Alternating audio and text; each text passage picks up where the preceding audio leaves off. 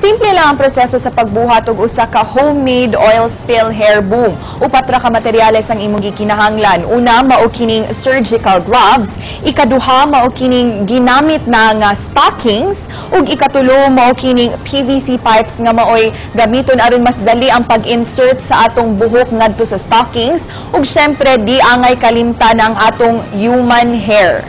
Unang proseso mao ang paglukot sa atong stockings aron mas sayon kini nga i-insert sa atong PVC pipe. Ato dayon kining itaod sa ubos nga bahin sa atong pipe. Dayon atong sugdan ang pag-insert sa atong human hair sa atong pipe nga mulusot sa stockings. Gawa sa human hair, mahimo sab nga oil absorbent alang sa oil spill sa kadagatan na ang nagkalain-laing matang sa indigenous materials sama sa sawdust ug balhibo sa manok.